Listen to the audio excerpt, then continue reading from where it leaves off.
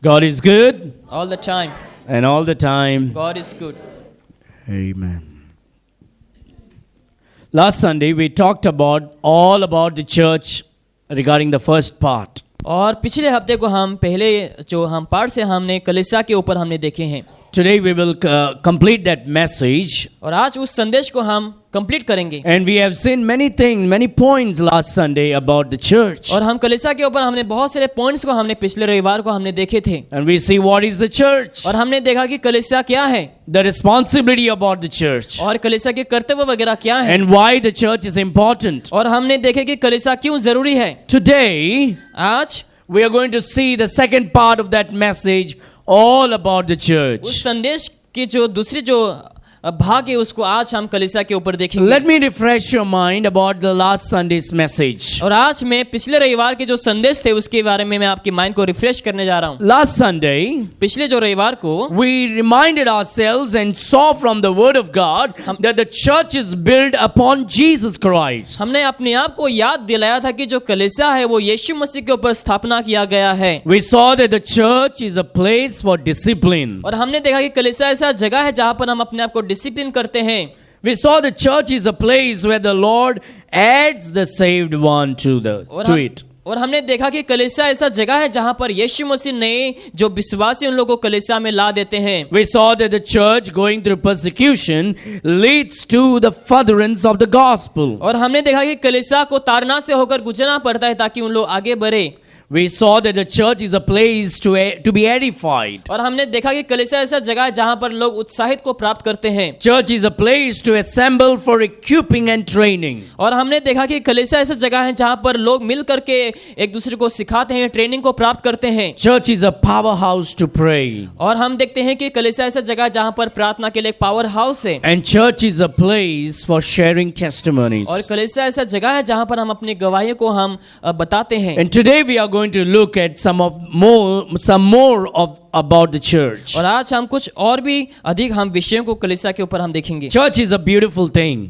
और हम देखते हैं कलीसिया एक बहुत ही खूबसूरत चीज है. We all need to get excited. हम सबों को उसके लिए प्रभावित होना है. Maybe it is because I'm a pastor, but in our home we always speak about church. हमारे घर में हम क्या करते हैं, हमेशा हम कलीसिया के बारे में हम बात करते हैं. In our home we get excited about coming Sunday. और हम हमारे घर में हम चर्च को लेकर के बहुत ही एक्साइटेड हो जाते Our हैं. kids talk about what they're going to wear on Sunday. हमारे बच्चे लोग बात करते हैं कि रविवार को उन लोग क्या पहनने जा रहे हैं. We talk about the message that I'm going to preach on Sunday. और मैं जो संदेश को प्रचार करूंगा उसको हम घर में बैठ करके हम बात करते हैं. We talk about what we are going to do after the church on Sunday. और हम बात करते हैं कि रविवार के बाद उसके बाद हम क्या करने जा रहे हैं. It may be because I'm a pastor and in a pastor's family our life is surrounded by Sunday. शायद मैं पास्टर हूं और उसके वजह से हमारे घरों में कलीसिया के चारों ओर घिरे हुए हैं. But let me make this very clear that this did not start only when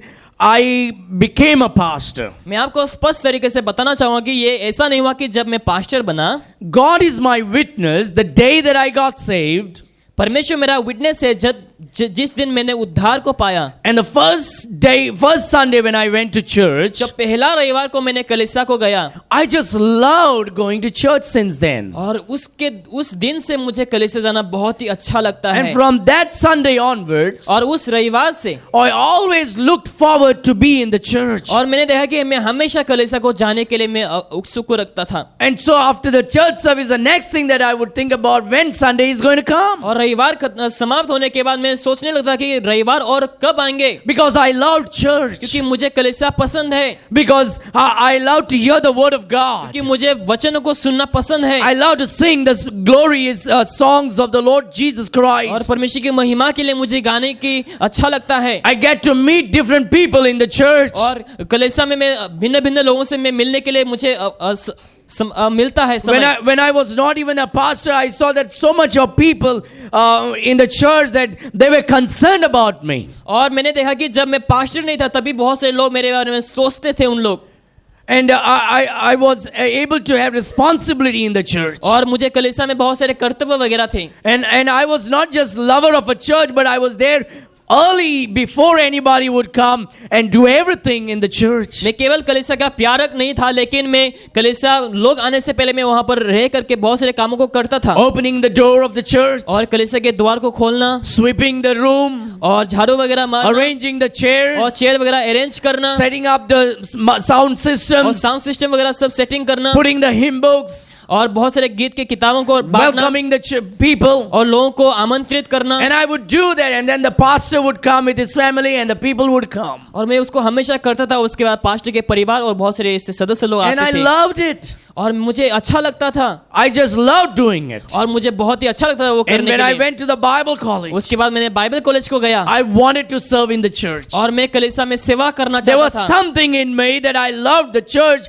because it belonged to the Lord Jesus Christ. मेरे अंदर ऐसा कुछ था कि मैं कलीसिया के लिए कुछ करना चाहूंगा, क्योंकि ये परमेश्वर की ओर से है। If as a normal human being, if I loved my home, अगर एक साधारण मनुष्य होने के नाते अगर मैं अपने घर को प्यार करता हूँ, as a born again human being, I should love the home of God. एक नया जन्म होने के नाते मुझे परमेश्वर के भवन को प्यार करना The है। Bible says that the church is the house of God. Bible बताती है कि कलीसिया परमेश्वर का भवन है। And if we don't love the church, then there is a problem with us spiritually. अगर हम कलीसिया से प्रेम नहीं रखते तो आत्मिक तरीके से हमारे अंदर कुछ गलतियां Now, हैं। not that we are always high in church. इसका मतलब ये नहीं कि हमेशा हम कलीसिया में हम हमेशा ऊपर हैं, We can get hurt by people in the church. और हम लोगों के द्वारा हमें बहुत से कठिनाई भी मिल सकती हैं। I was going through my phone this week. और इस हफ्ते में मैं फोन में देख रहा था, I said, let me call somebody that I have not spoken for a long time. और मैंने सोचा कि जिस व्यक्ति से मैंने बहुत दिन से मैंने बात नहीं की, मैं उससे बात करना And there was a चाहूंगा। number of a lady with 3 children एक स्त्री का नंबर वहां पे रखा हुआ था, जहां पर उसके 4 बच्चे हैं, that I knew for many years ago.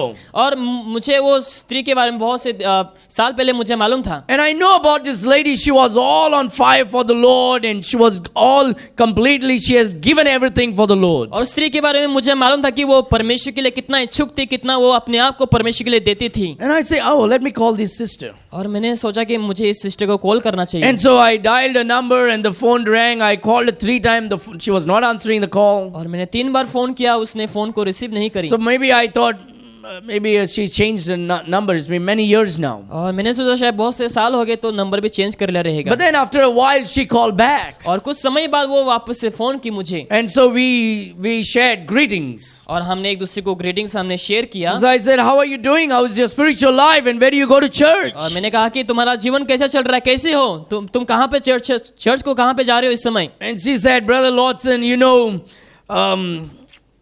whatever I did for the Lord, it looks like everything is a waste. और उन्होंने कहा कि देखो ब्रदर लॉर्डसन, मैंने जो कुछ भी किया सब कुछ व्यर्थ में गया। I opened my house for church service. मैंने अपने घर को कलीसिया के सर्विस के लिए मैंने खोल दिया था। People were coming and worshiping the Lord. लोग आ रहे थे, आराधना कर रहे थे। And after a few years, I saw that there were people backbiting and speaking bad about me and gossiping. और मैंने कुछ साल बाद देखा कि बहुत से लोग मेरे पीठ पीछे बहुत से ऐसे गंदे काम को कर रहे थे, बोल रहे थे। उन लोग बोल रहे थे। And I saw that even this preacher, that pastor also hurt me very badly. और मैंने देखा कि ये जो पासवान है उन्होंने भी मुझे बहुत से ठेस पहुंचाया है। And so Brother Lawson, I don't want to go to church anywhere anymore. तो ब्रदर लॉर्डसन, मैं अभी कलीसिया में जाना नहीं पसंद करूंगा।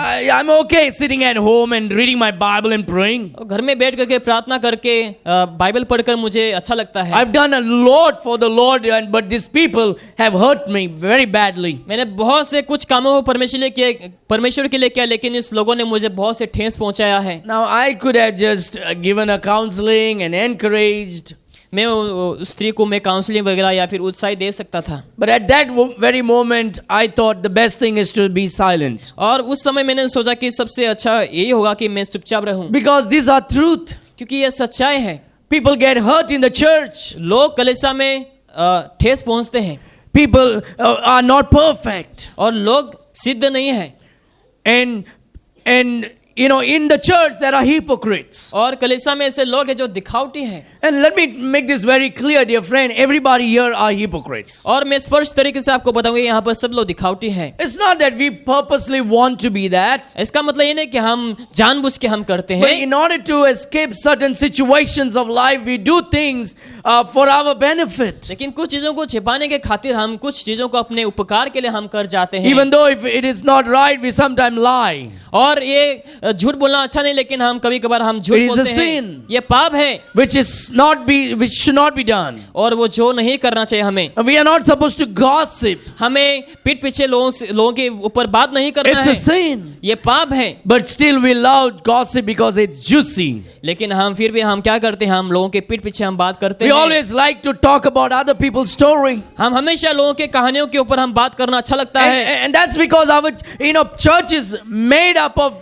people with different personality. क्योंकि हमारे कलीसिया ऐसे लोगों से बनाया गया है जो अलग अलग पर्सनालिटी को रखते हैं, And nobody is perfect. और कोई भी सिद्ध नहीं है। You are not perfect. आप सिद्ध नहीं हैं, I am not perfect. मैं भी सिद्ध नहीं हूँ, None of us are perfect. हम में से कोई भी सिद्ध नहीं है। And that's why we come to church. इसलिए हम कलीसिया को आते हैं, That we may find help from the word of God. ताकि हम वचनों से ताकि हमें मदद मिल And सके। we are work in progress. और हम लगातार हमारे जीवन में काम चल रहे हैं। And as we hear the word of God, और जैसे हम वचनों को सुनते हैं, and as we worship और God, जैसे हम प्रभु की आराधना करते हैं, little by little the Lord is purifying and sanctifying our mind and और heart. धीरे धीरे क्या कर रहा है परमेश्वर, हमारे मन को हमारे हृदय को शुद्ध कर जा रहे हैं। We are in the process of becoming like Jesus Christ और हमें in character and nature. और ऐसे समय में हम जा रहे हैं, इस समय जहां पर हम परमेश्वर यीशु मसीह के हम जैसे बनने जा रहे हैं, या हमारे चरित्र में, हमारे स्वभाव में। And so let us face the reality that we are not perfect here. और सच्चाई को हमने सामना करना है कि हम सिद्ध नहीं हैं। I am aware that our church members are not perfect here. और मुझे मालूम है कि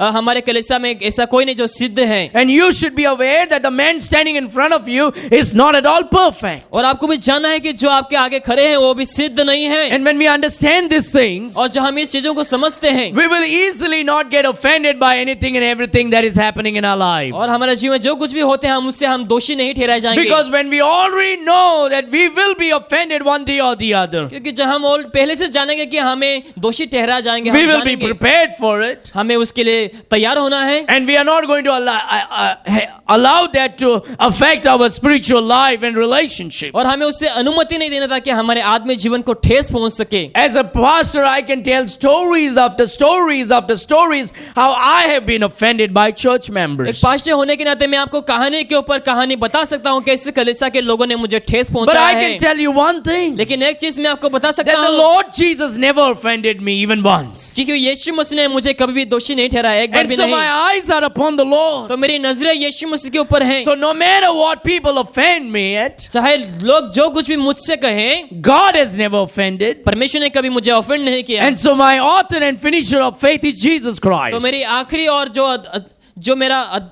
जो मेरा मुख्य है वो परमेश्वर प्रभु यीशु मसीह है। And so you should be so. तो आपको भी उसी प्रकार से बनना Now है। you can tell many stories also. आप भी बहुत सारे कहानियों को बता सकते हैं। People who called you themselves as believers have offended you and spoke ill about you. और जो लोग अपने आप को विश्वासी कहते हैं उन लोग भी आपके ऊपर बहुत सारे ऐसे बातों को कही है। Not that they wanted to destroy you or they because of sin nature people tend to do this. इसका मतलब ये नहीं कि उन लोग आपको नष्ट करना चाहते हैं, लेकिन उन लोग के जो स्वभाव है उसी प्रकार के हैं, इसलिए उन लोग Now करते we हैं। cannot ignore it. हम उसको इग्नोर नहीं कर सकते We हैं, cannot compromise on हम that. कॉम्प्रोमाइज भी नहीं कर सकते हैं। What they have done is sinful and not right. और जो कुछ भी उन्होंने करी है वो क्या है, पापजनक है। And they might have offended you and hurt you very badly. और आपको उन्होंने शायद ठेस पहुंचा, आपको ऑफेंड किया रहेगा, But that should not make you go away from God. लेकिन वो ऐसा नहीं होना चाहिए उसके वजह से आप प्रभु से दूर चले जाएं। That should not cause you to go away from the house of God. उसके वजह से आपको परमेश्वर के भवन से दूर नहीं चले जाना You है। did not come to church because of the pastor, but because of Jesus आपको Christ. पास्टर की वजह से कलीसिया को नहीं आना, लेकिन यीशु मसीह की वजह से आपको कलीसिया को आना है। You did not come to church because of the man or a woman sitting next to you, but because of the Lord Jesus जो लोग Christ. आपके आजू बाजू में बैठे हुए हैं,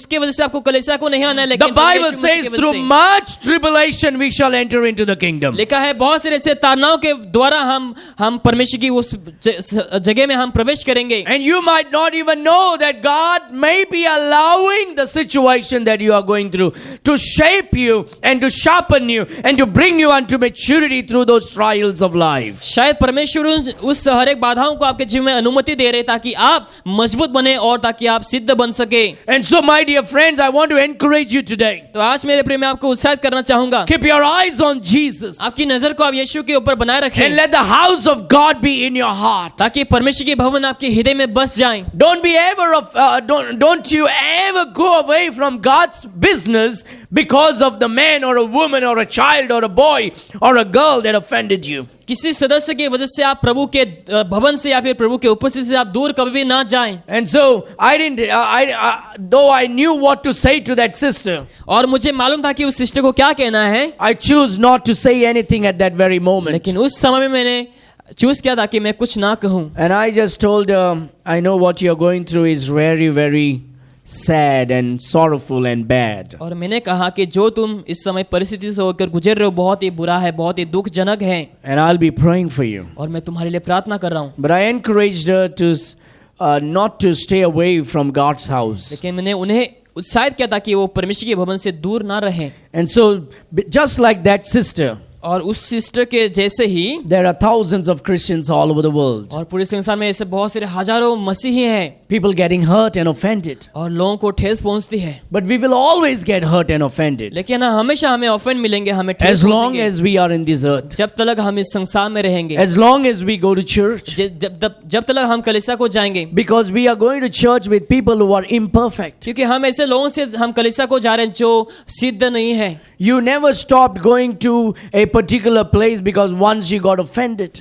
आप ऐसे जगह में जाना कभी बंद नहीं करते जहां पर आपको एक बार ऑफेंड हुआ है. You see, you will go and do you'll be voting for your favorite person. लेकिन वहां पर जाकर वापस से आप उस मन पसंदीदा लोग को आप वोट देंगे. Election is coming. इलेक्शन आ रही है इस समय. Now you know they are liars. और आप जानते हैं कि उन लोग झूठे हैं. You know that they are going to offend you. और आपको पता है कि उन लोग आपको ऑफेंड करने जा रहे हैं. You know that they are not going to keep the promises. और आपको मालूम है कि उन लोग अपने वादों को पूरा नहीं करेंगे. But you will still vote. लेकिन आप फिर भी उन लोग को वोट देंगे. Because that's your right. क्योंकि वो तुम्हारे अधिकार है. And as a Christian, we should make a difference with our votes. तो हमें एक मसीह होने के नाते हमें एक अलग सा कुछ चीजों को बनाना है एक मसीह होने के नाते. Now because your teacher offended you or hit you, you are not going to stop going to school. और आप एक टीचर होने के नाते अगर टीचर आपको ऑफेंड करते हैं, हर्ट करते हैं, इसका मतलब ये नहीं कि आप स्कूल को जाना बंद कर देंगे. Or the boss scolded you because you were lazy and not doing the work rightly, you're not going to stop going to work. या फिर आपके बॉस ने आपके ऊपर चिल्ला क्योंकि आप लेजी हैं, इसका मतलब ये नहीं कि आप काम को जाना बंद कर देंगे. Oh, you went to a restaurant one day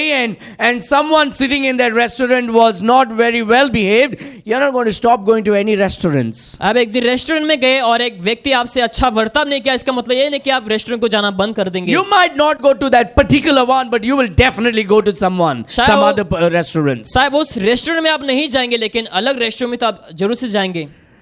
It may be okay and to expect higher expectation from the church. ये शायद अच्छा होंगे कि हमें कलीसिया से बहुत ही ऊंचे स्थान को हमें आशा करना. But we should keep one thing back of our mind, don't expect too much too highly. लेकिन हमें मन में एक चीज को रखना है कि हमें बहुत ही अधिक हमें चीजों को आशा नहीं रखना है. Too much expectation will only give you hurts. अगर आप अधिक आशाओं को रखेंगे तो आपको ठेस पहुंचाएंगे. Because church is not going to be perfect while it is on the earth. क्योंकि जब तक संसार में कलीसिया है वो सिद्ध नहीं होंगे. Because we are all work under progress. क्योंकि हम सभी लोग कार्य में अभी तक हैं. We get offended. हमें ऑफेंड मिलते हैं. We get hurt. हमें ठेस पहुंचते हैं. We also hurt others. और हम दूसरों को भी ठेस पहुंचाते हैं. As a pastor, it's a serious business standing here. और एक पास्टर होने के नाते एक सीरियस बिजनेस है. Because the words that comes out of my mouth, क्योंकि मेरे मुंह से जो शब्द निकलता है, it may encourage some. शायद बहुत से लोगों को उत्साह देंगे. It can offend some. और कुछ लोगों को ये ऑफेंड दे सकता है. It's not that purposely we want to do it. इसका मतलब ये नहीं कि हम जानबूझ के इसको करते हैं. But it will happen. लेकिन ये जरूर से होंगे. Because sometime out of emotions that we are controlled by. क्योंकि जो इमोशन है उसके द्वारा हम कंट्रोल किए or जाते हैं, sometimes because the truth offends people. या फिर कभी कभार क्या होता है सच्चाई जो है लोगों को ऑफेंड कर जाते हैं। And if we want to be a mature church, अगर हम एक मैच्योर्ड कलीसिया बनना we चाहते need to हैं, keep this truth in our heart इस सच्चाई को हमें हमारे हृदय में बनाए रखना है and say, और हमें कहना है, you know what, I'm going to church because I love Jesus. मैं कलीसिया को जाऊंगा क्योंकि मुझे यीशु से प्यार है। I'm going to church because I love my pastor. मैं कलीसिया को जाऊंगा क्योंकि मुझे अपने पासवान से प्यार है। I'm going to church because I love my children. I want to set a good example for them. मैं कलीसिया को जाऊंगा ताकि मैं अपने बच्चों के लिए एक अच्छा उदाहरण को बना सकूं। I'm going to church because I want to encourage that family, that brother, that sister. मैं कलीसिया को जाऊंगा ताकि मैं उस भाई के लिए, उस बहन के लिए उत्साह के कारण बन सकूं। And I want to help each one to walk in the footstep of Christ. और मैं प्रत्येक जनों को मदद करना चाहूंगा ताकि हर एक जन यीशु के कदमों में चल सके। I'm going to decrease my expectation. मैं अपने इच्छाओं को मैं नीचे दबा के रख दूंगा, Because if I expect too much, I may get offended too much. क्योंकि अधिक चीजों को अगर मैं आशा रखूंगा तो मैं मुझे ऑफेंड मिल सकता I'm है। going to increase my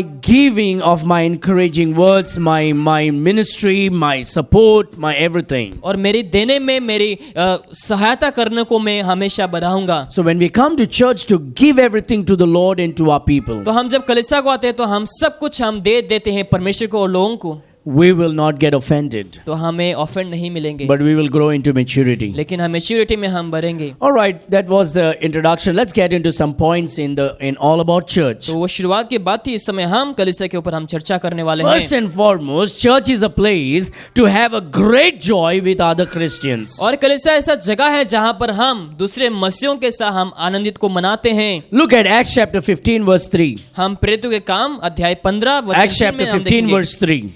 प्रेरितों के काम अध्याय 15 वचन 3 में हम देखेंगे। And we read here about the church is a place to have great joy with other Christians. और हम यहाँ पर देखते हैं कलीसिया ऐसा जगह है जहाँ पर हम दूसरे मसीहों के साथ हम आनंदित को पाते हैं। In Acts chapter 15 verse 3, the Bible says, and being brought on their way by the church, they passed through Phoenicia and Samaria, declaring the conversion of the Gentiles, and they caused great joy unto all the brethren. लिखा है, अतः कलीसिया ने उन्हें कुछ दूर तक पहुंचाया और वे फिनिके और समरिया से होते हुए अन्य जातों को मन फिराने का समाचार सुनाते गए और सब भाई बहुत आनंदित हुए। So when we come in the house of the तो Lord, जहाँ हम प्रभु के भवन में आते हैं and when we hear the story about other people's salvation, और दूसरे के उद्धार की कहानियों को जब हम सुनते हैं, we should rejoice because it's a place of joy in the house of God. हमें आनंदित मनाना है, क्योंकि ये जगह ऐसा जगह है जहाँ पर लोग आनंदित को मनाते हैं। It's a place we celebrate what happens on earth should happen in the church. और ये ऐसा जगह है जहाँ पर स्वर्ग में जो कुछ होते हैं संसार में हम उत्सव को मनाते The हैं। Bible says बाइबल बताती है that when a soul repents, जब एक व्यक्ति उद्धार पाते हैं that there is celebration in heaven in the presence of the angels. और स्वर्ग में क्या होता है, उत्सव मनाया जाता है।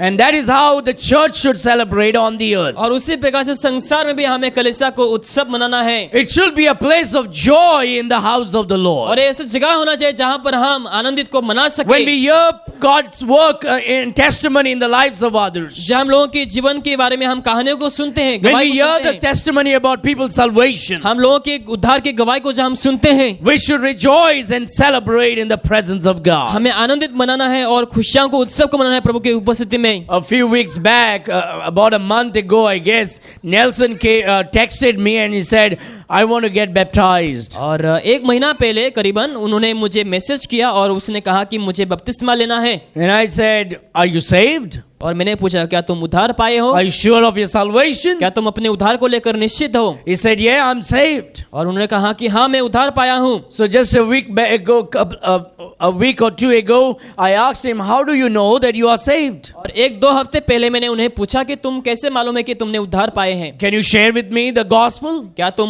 मुझसे सुसमाचार को शेयर कर सकते हो? And he shared the gospel to me. और उन्होंने मुझसे शेयर किया गॉस्पेल को। And I was happy to hear his salvation testimony. और उनके जो उद्धार के जो गवाही उसको सुन करके मैं बहुत ही खुश हुआ। And he said, I want to get baptized. और उन्होंने कहा कि मैं बपतिस्मा लेना चाहूंगा। And so I said, we will get baptized. We will have the baptism next week. और मैंने कहा कि अगले हफ्ते को हम बपतिस्मा सर्विस हम रखेंगे। And so today after the church और आज कलीसिया के बाद at 3 o'clock, 3 बजे we'll be having baptism service for Nelson. और नेल्सन के लिए हम आज बपतिस्मा सर्विस हम रखेंगे। Let's give a clap offering to the Lord and celebrate Nelson's salvation. Hallelujah.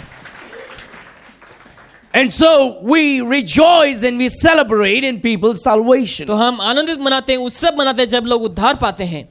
In the earliest days, the churches were celebrating. शुरुआत के दिन में, उन दिनों में कलीसिया जो है उत्सव को मनाते When they थे। heard about people's salvation, जब लोग उद्धार के बारे में हम जब they सुनते हैं rejoiced in other people's तो salvation. उन लोग दूसरों के उद्धार के ऊपर उन लोग आनंदित मनाते हैं। Secondly, we see the church is a group of Christians sent out or going out to witness to the world. और कलीसिया ऐसा कलीसिया है जहां पर लोगों को भेजा जाता है ताकि उन लोग सुसमाचार को बाहर जाकर के सुना Church is सके। not only a place of growing inside bigger, कलीसिया केवल ऐसा जगह है जहां पर हम अंदर ही अंदर रहकर हम बढ़ सके, but it is a place of sending people out to win souls. लेकिन ये ऐसा जगह है जहां पर लोग जो उद्धार पाए उन लोगों को ताकि हम बाहर भेज सके। Church is not a place for sinners. और कलीसिया पापियों की जगह नहीं है, Church is not a place for unbelievers. और कलीसिया विश्वासियों का जगह नहीं है। Our desire is not to fill this place with all unbelievers. हमारी इच्छा ऐसा नहीं कि हर एक अविश्वासी लोग यहाँ पर भर जाएं। Church is a place for the saints. और कलीसिया संतों का एक जगह है, It's a place for the believers of the Lord Jesus Christ. और यीशु मसीह के विश्वासियों का ये ऐसा जगह है। And the unbelievers are out in the world. और अविश्वासी लोग बाहर है इस संसार में। And so the church should go out and win souls and invite them after receiving और Christ. कलीसिया का कर्तव्य यह है कि बाहर जाकर लोगों को सुसमाचार सुनाकर उन लोगों को कलीसिया में बुलाए। Now, that doesn't mean that unbelievers cannot come to church. इसका मतलब ये नहीं कि अविश्वासी लोग कलीसिया को नहीं आ सकते It हैं। simply means no matter how many unbelievers are in the church, they are not a church. इसका मतलब ये कि चाहे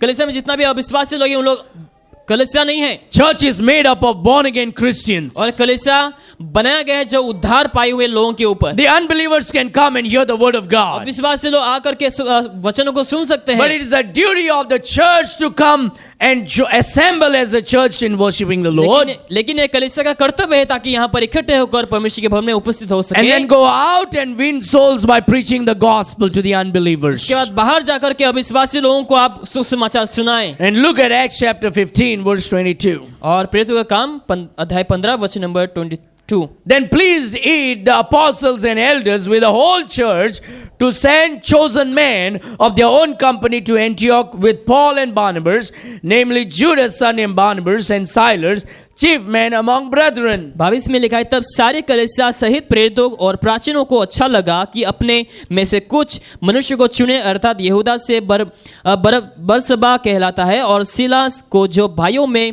मुखिया थे, और उन्हें पौलुस और बरनबास के साथ अंताकिया में भेजें। And in the church that people would get excited about going out and winning souls. और कलीसिया में लोग एक्साइटेड होते थे ताकि उन लोग बहुत सारे आत्माओं को जीतने के लिए। And so what the church would do is the church would send out such people to go and minister. और कलीसिया क्या करती थी उस समय कि बहुत कुछ लोगों को चुनकर उन लोग बाहर भेजते ताकि उन लोग सेवकाई कर सके। These people were not looking for a place on the pulpit on Sunday morning where the pastor stands. और ये लोग ये जगह को नहीं देख रहे जहां पर पास्टर रहते हैं, प्रचार करते हैं, उस जगह के They लोग say, नहीं no, देख we रहे want to go out and win souls. थे। लोग कहने लगे कि हम बाहर जाएंगे और आत्माओं को जीतेंगे, We want to go out and pass out gospel और tracts. हम बाहर जाकर हम पर्चियों को हम वितरण करेंगे। We want to go out to the unbelievers' house and share the gospel to them. हम अविश्वासी लोगों के घरों में जाकर के हम सुसमाचार को शेयर करेंगे। We don't see much today happening in the world in churches like that. लेकिन वो होते हुए आज हम नहीं देखते हैं It is कलीसियाओं a में। sad thing. ये बहुत दुखजनक बात है। Men and women don't want such life today. और आज मनुष्य लोगों के बीच में उस प्रकार के जीवन को लोग नहीं चाहते But हैं। as a Christian, we should be like the church in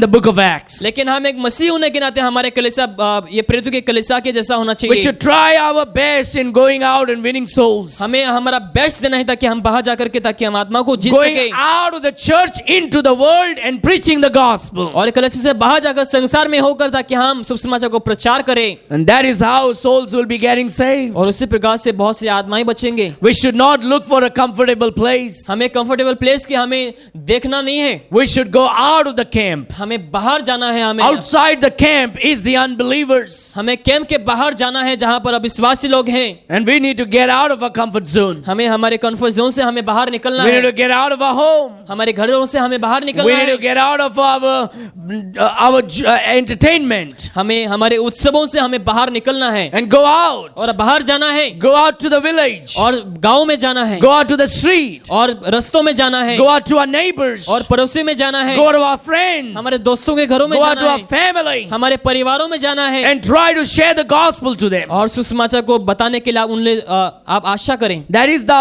only business that we have on earth, dear क्योंकि friends. संसार में हमारा वही एक काम है मेरे प्रियो To go out and win souls. ताकि हम बाहर जाकर आत्माओं को जीत सके Thirdly, the church acts in faith.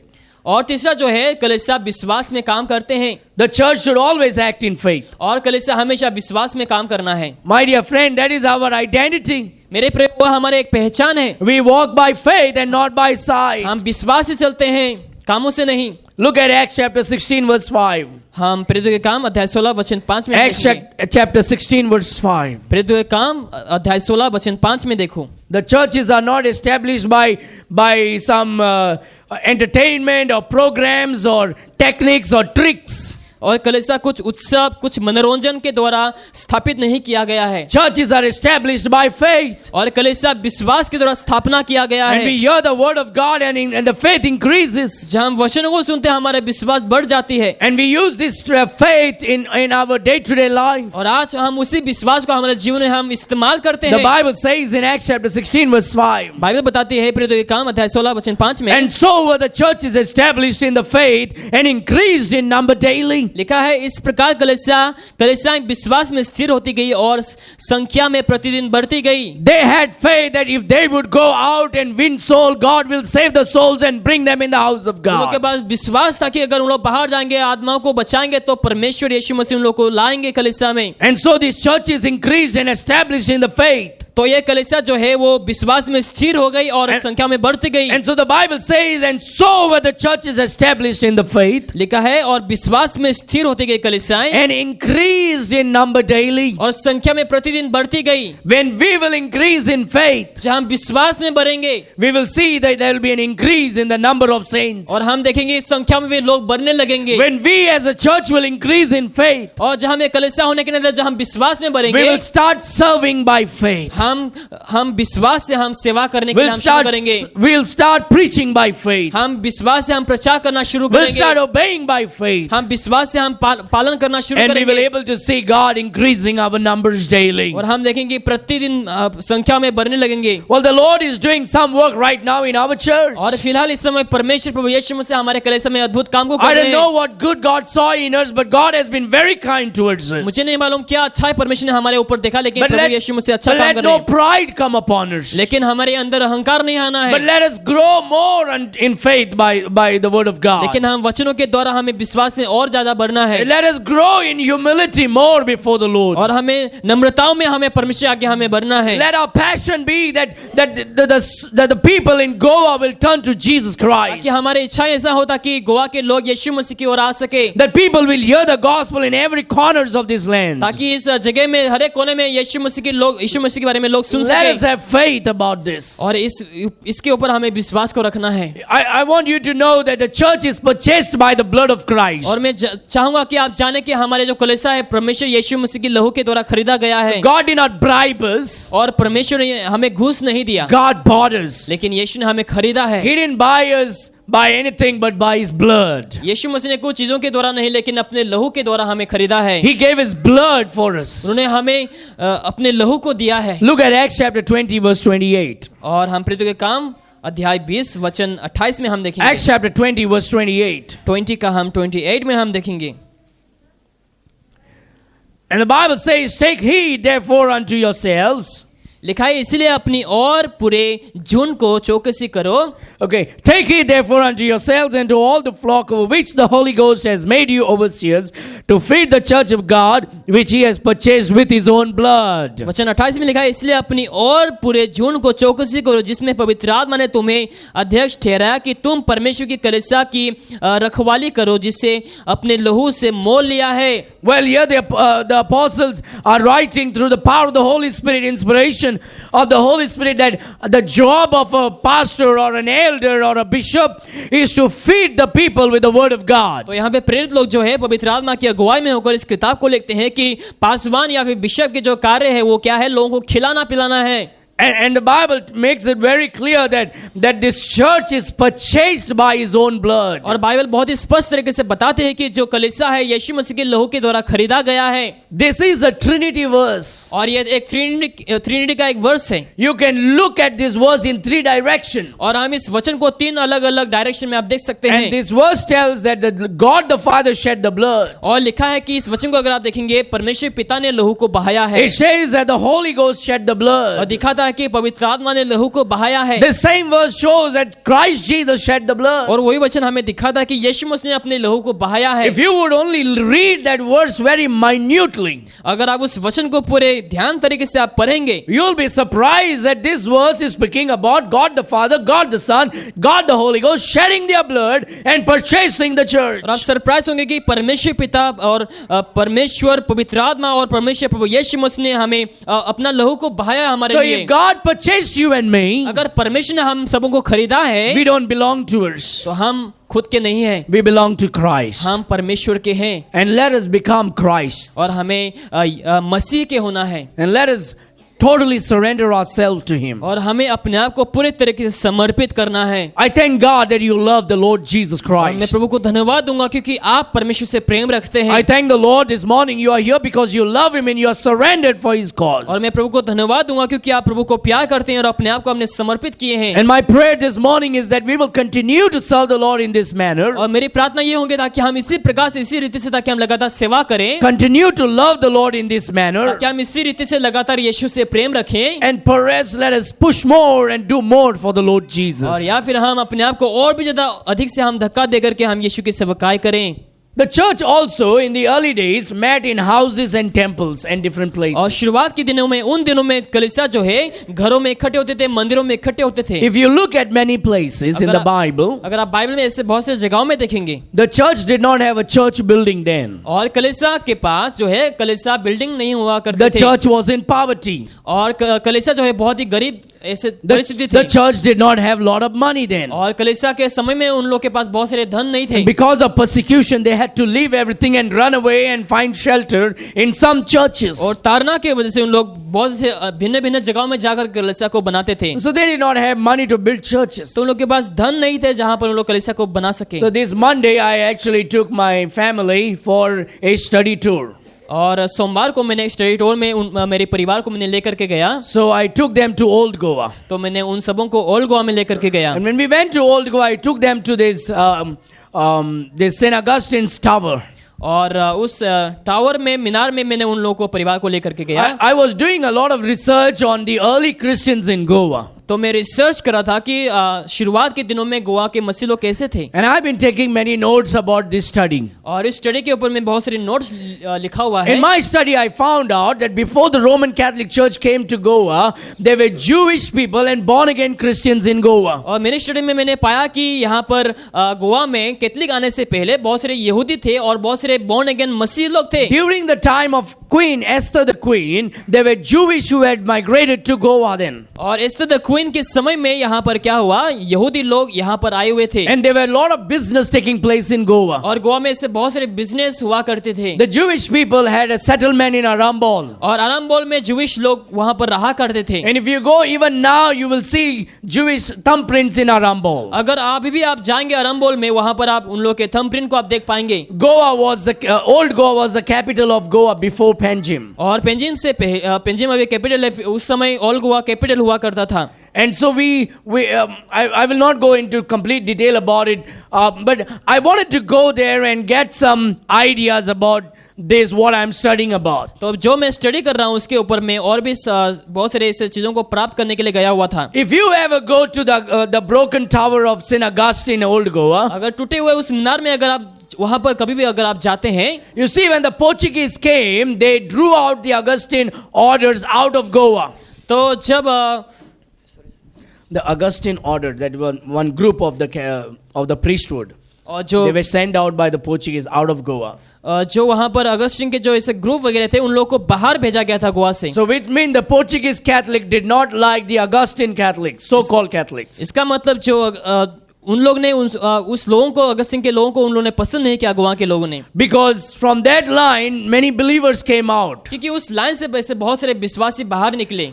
Because these people, these Augustine orders, began to understand the biblical truth of the gospel. क्योंकि अगस्तीन के ऐसे जो बहुत सारे ऐसे समुदाय थे, उन लोग ने सुसमाचार को समझने लगे। And we see, there's a lot of shoots on it. We also see a Calvinism coming out of it. और उससे हम देखते हैं कैल्विनिज्म भी बाहर आते हुए। I know it's going out of your mind, but let me tell you one thing. What I'm trying to say is, in that place where the tower is there, that it's been broken, where there is a collapse of that tower or that church building, in that very place, before the Catholic Church built it as a Catholic church, that was a Jewish settlement. और उस जो मीनार है अभी फिलहाल जो टूटा हुआ है, वहां पर पहले क्या था, वो यहूदी लोग वहां पर ठहरे हुए थे। There were Jewish priests who were there doing there was a small synagogue where people were worshipping the God of Israel. वहां पर एक छोटा सा सिनागोग था जहां पर यहूदी याजक वहां पर परमेश्वर की आराधना किया करते थे।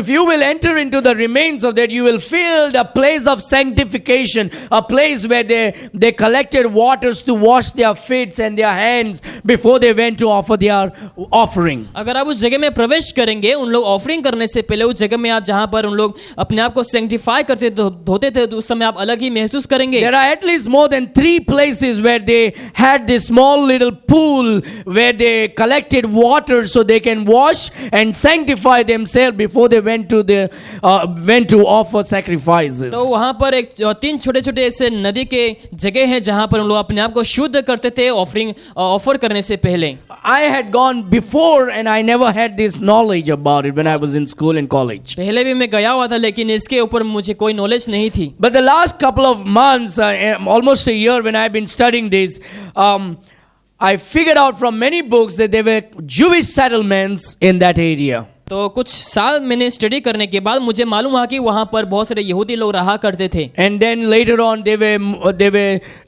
either slaughtered, killed and thrown out by the Portuguese rules and the Catholic dominance. और जब पोर्चुगीज रूल कर रहे थे, कैथलिक रूल कर रहे थे, शायद उन लोग को उस समय हत्या किया गया, मारा गया, शायद उन लोग को बाहर निकाला गया है।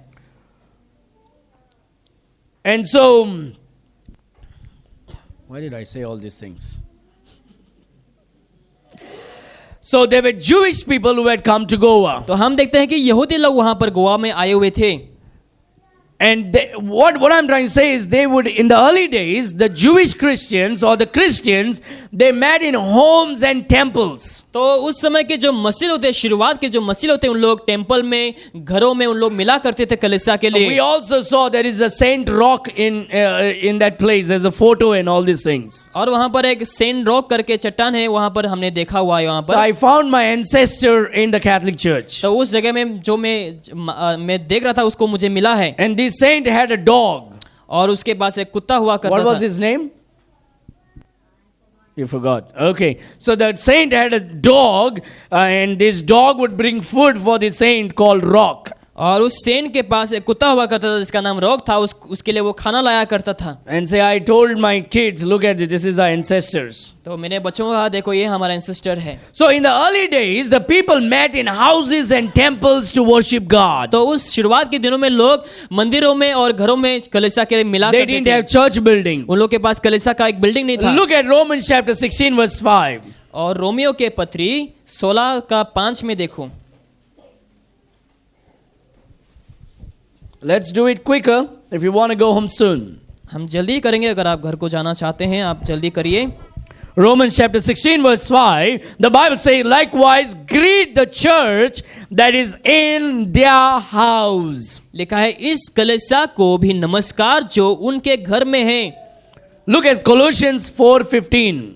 Colossians 4:15. हम कलीसियों की 4 उसका 15 में हम देखेंगे। Colossians 4:15, the Bible says, salute the brethren which are in Laodicea and Nymphas, and the church which is in his house. लौदीकिया के भाइयों को और नुफास और उनके घर की कलीसिया को नमस्कार कहना। Now I can give many more verses. Let me stop it right there. और यहाँ पे मैं समाप्त करूंगा, और अधिक वर्ष में आपको दे सकता हूँ। And so the early days, the church did not meet in some buildings, a separate church buildings, but they met in believers' houses. तो शुरुआत के दिनों में उन लोग ऐसे घरों में उन लोग नहीं मिला करते, लेकिन अपने अपने जो घर थे वहां पर उन लोग मिला करते थे। Or they met in temples. या फिर उन लोग मंदिरों में मिला करते They थे। met in synagogues. और सिनेगोग में उन लोग मिला And so करते they थे। would go and do their praise and worship service and preaching service either in the house, in the temples, or in the तो उन synagogue. लोग जा करके शायद घरों में या फिर मंदिरों में उन लोग जा करके आराधना और प्रचार को क्या करते थे। Now we have some modern stupid people who call themselves as Christians, and they will accuse you and me because we meet in a building. और ऐसे आजकल मॉडर्न क्रिश्चियन जो अपने को कहलाते हैं, ऐसे स्टूपिड लोग हैं जो कहते हैं कि हम यहाँ पर बिल्डिंग में मिलते हैं, वो अच्छा नहीं है। This is, look at them. They are meeting in a building now. देखो उन लोग बिल्डिंग में उन लोग मिल रहे हैं आराधना The के लिए। early Christian met in houses and temples. और शुरुआत के दिनों के जो लोग थे उन लोग मंदिरों में और घरों में मिला करते थे। These people's, their brain doesn't work very well. और लोग के जो ब्रेन है सही प्रकार से काम नहीं करता। And so we see that, and so what we see is, in the early days, they would meet in either houses or they would meet in temples or in synagogue. तो हम देखते हैं कि शुरुआत के दिनों में लोग मंदिरों में और घरों में और मंदिरों में लोग कलीसिया के लिए But मिला you need करते to थे। understand, even how houses are made out of stones and cements. लेकिन आपको समझना है जो घर है वो पत्थरों के द्वारा, सीमेंट के द्वारा बनाया गया है। Temples are also built with stones and cements or mud. और जो टेम्पल वगैरह है वो मिट्टी के द्वारा, सीमेंट के द्वारा, ईंटों के द्वारा बनाया गया है। And nowhere in the Bible they were saying that the house is a church. और बाइबल में कहीं भी लिखा नहीं गया कि जो घर है वो कलीसिया है। Nowhere in the Bible they said that the temple is a church. और बाइबल में नहीं लिखा गया कि जो मंदिर है वो कलीसिया है। But everywhere we find the church met in houses, or the church met in temple, or the church met in the synagogue. लेकिन हम पाते हैं कि जो कलीसिया है वो मंदिरों में, सिनेगोग में या फिर घरों में मिला करते थे। And so now we cannot have 100 people in somebody's houses. तो एक व्यक्ति के घर में हम 100 लोगों को हम इकट्ठा नहीं कर सकते हैं। And the best thing is, in those days when the church would meet in houses, they would eat every Sunday. तो जब उन लोग उन दिनों में जब उन लोग मिला करते थे घरों में, तो उन लोग हर रविवार को खाया पिया करते थे। Just imagine we all start meeting in your house next Sunday. तो आप सोचो कि हम आपके घरों में हम मिलेंगे रविवार को। Maybe the first Sunday you'll be happy. शायद पहला रविवार आप खुश होंगे। The next Sunday you're going to pray that nobody comes to my house. अगले रविवार को आप प्रार्थना करेंगे मेरे घर में कोई ना आए। How can I feed all of these fellows? कैसे मैं सबों को खिला पिला सकता हूँ? Look at the pastor, how much he's eating. देखो पास्टर को, देखो कितना खा रहा है pastor. Okay? And so, it's very difficult practically now. आज प्रैक्टिकली ये बहुत ही कठिन है। But in those days they had nothing, and so they could do all these things. तो उन दिनों में उन लोग के पास ऐसा कुछ नहीं हुआ करता था, लेकिन उन लोग वो सब मिल करके उन लोग क्या करते थे। And so people would get up and they would cook and bring their food in people's houses. तो बहुत समय के समय उठ करके उन लोग खाना बनाते थे और घरों में ले जाकर के उन लोग एक साथ मिलकर खाया करते थे। Now the Lord has blessed us financially. और अभी परमेश्वर ने हमें धनों से आशीष किया है। And so the churches in this day and age are able to purchase lands, build buildings or auditoriums, and the church can move into those buildings and the church meets in those buildings. और आज के समय में क्या है, लोगों के पास धन दौलत है तो उन लोग घर खरीद सकते हैं, बिल्डिंग खरीद सकते हैं, जमीन खरीद सकते हैं और उन लोग मिलकर के इकट्ठा होकर कलीसिया को And बना so सकते in हैं। early days the church met in houses, तो उस समय में शुरुआत के दिनों में कलीसिया घरों में मिला करते थे। and nowadays the church meets in hotel rooms, और आज के halls. समय में ऐसे रूम वगैरह में कलीसिया जो है मिलते हैं। What God wants is the church should meet somewhere together. तो कलीसिया जो है, कलीसिया को ऐसा जगह में मिलना है जहां पर हम इकट्ठे हो सके। And we will see that the church should be matured and alert not to offend the brethren. और हमें देखना है कि कलीसिया मैच्योर होना है और अलर्ट होना है ताकि हम किसी को ऑफेंड ना करें। We need to choose our words wisely. हमारे शब्दों को हमें दिमाग से हमें लेना है। It is very difficult. ये बहुत ही डिफिकल्ट है। But sometimes we need to understand because of words. Just recently so many things happen on the news thing. और हमें समझना है कुछ शब्दों का प्रयोग करने की वजह से इंटरनेट न्यूज़ वगैरह में बहुत कुछ हो गया है। One Congress politician wrote a book on Ayodhya. और एक कांग्रेस के जो पॉलिटिशियन है उसने एक किताब लिखी है अयोध्या के And in that book, he differentiated between Hinduism and Hindutva. और उसने उस किताब में दिखाया कि Hindutva versus Hinduism. और हिंदुइज्म और हिंदुत्व के ऊपर उन्होंने डिफरेंशिएट किया है He got a lot of fire for that. और उसके लिए उसको बहुत ऐसे फायर मिल गया है। And there is another guy called Veer Das. और एक ऐसा व्यक्ति जिसका नाम है Vir Das He's a stand-up comedian. और वो एक स्टैंड अप कॉमेडियन है। He went to America and gave a nice, made everybody laugh. और अमेरिका में जाने के बाद उन्होंने बहुत से लोगों को हंसाया है। And because it was held in a famous auditorium of John F. Kennedy, after the comedy show, he gave a monologue.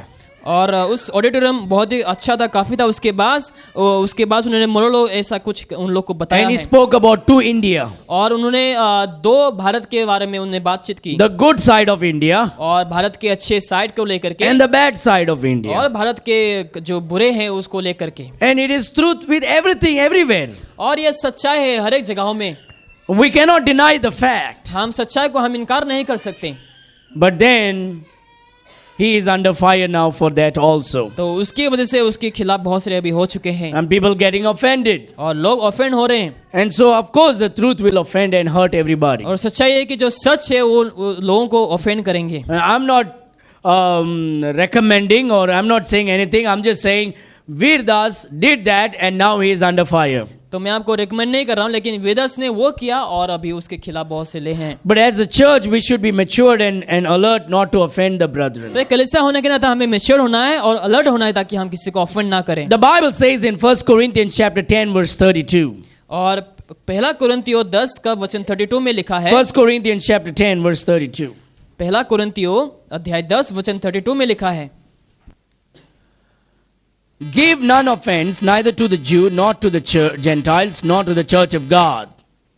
लिखा है, तुम ना यहूदियों ना यूनानियों और ना परमेश्वरी कलीसिया को के लिए ठोकर का कारण बनो। So let us use our word wisely. तो हम हमारे शब्दों को हम पूरे वाइसली हम इस्तेमाल करेंगे। And let us as much possible try not to offend anybody. और हम कोशिश करेंगे ताकि हम किसी को दोषी ना ठहराए या फिर ऑफेंड ना करें। Whether it's a Muslim, whether it's a Hindu, whether it's a Catholic, whether it's a believer. चाहे मुसलमान हो, कैथलिक हो या फिर विश्वासी हो।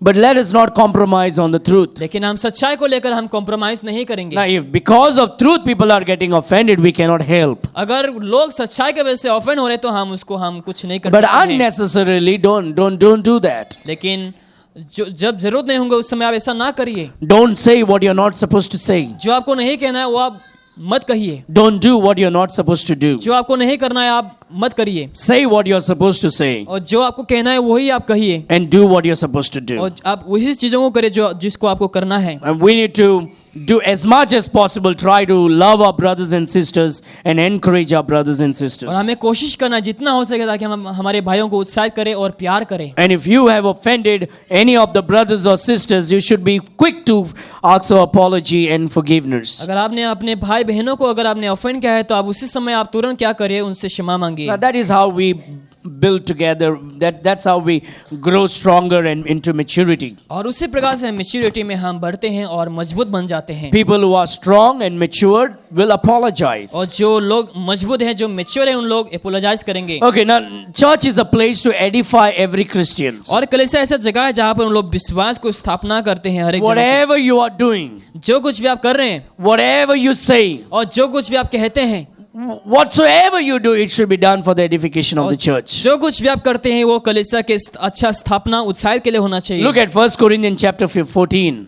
और पहला कुरिन्थियों अध्याय 14 में आप देखिए, You should not be preaching to show you are a better preacher. आपको ऐसा नहीं है कि आप प्रचार कर रहे हैं कि आप अच्छा एक मसीह You बोलते should not be singing to show that you are better than others. आप गाते हैं इसका मतलब ये नहीं कि आप खुद को दिखाएं कि आप दूसरों से बेहतर हैं। You should not be doing anything to show that you are better than the others. आपको ऐसा कुछ भी नहीं करना जिससे आप खुद को दिखा सके कि मैं सबसे बेहतर हूँ। You should not be giving because you are better than others. आपको ऐसा नहीं होना कि आप दूसरों से बेहतर इसलिए आप दे रहे हैं। You should not be serving to show that you are better than than others. आपको सेवा ऐसा नहीं करना है कि आप दूसरों को दिखा सके कि मैं बेहतर हूँ, You should be doing it to be an encouragement to others, लेकिन आपको करना है ताकि आप दूसरों के लिए उत्साह का to कारण बने, glorify the Lord Jesus Christ, ताकि यीशु मसीह को आप महिमा दे सके, and to encourage the brothers and sisters. ताकि हम भाइयों और बहनों को ताकि हम उत्साहित कर सके। Look at verse number 12. और वचन 12 में देखो, Even so ye, for as much as ye are zealous of spiritual gifts, seek that ye may excel to the edifying of the church. लिखा है, इसलिए तुम भी जब आत्मिक वरदानों को धुन में हो तो ऐसा प्रसन्न करो कि तुम्हारे वरदानों की उन्नति की कलीसिया की उन्नति हो। Now look at 1 Corinthians chapter 14.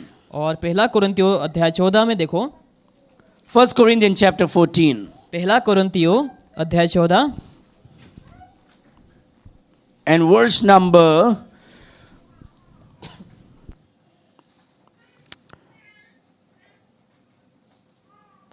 26. और वचन 26 में देखो, How is it then, brethren, when you come together, every one of you has a psalm, has a doctrine, has a tongue, has a revelation, has an interpretation?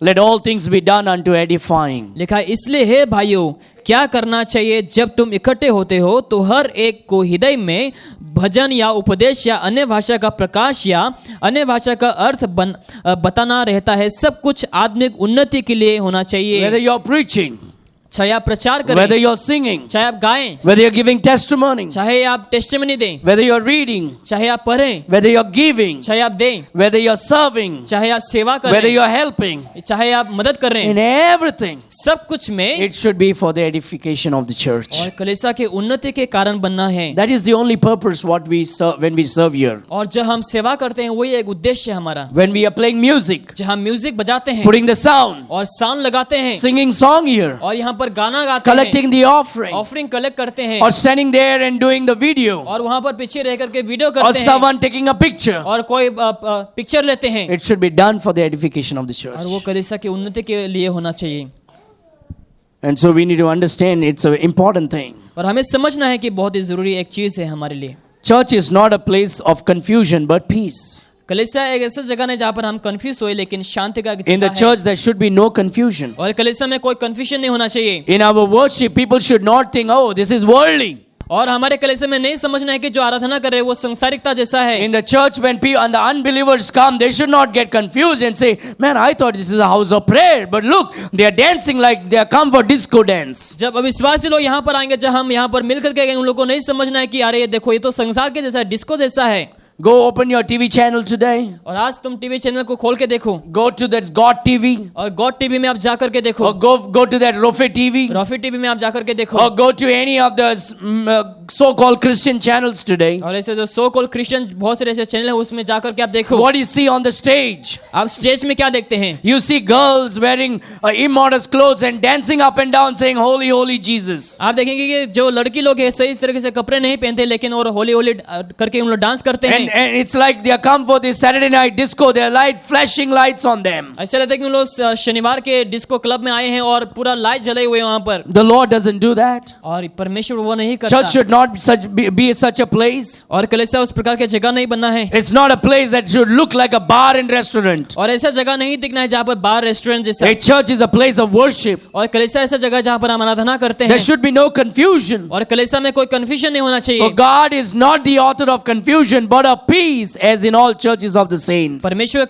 Confusion का प्रभु नहीं, लेकिन शांति का है। 1 Corinthians 14:33 says that. 14 का 33 में वही लिखा हुआ है। For God is not the author of confusion, क्योंकि परमेश्वर गड़बड़ी का नहीं, as in all churches of the saints.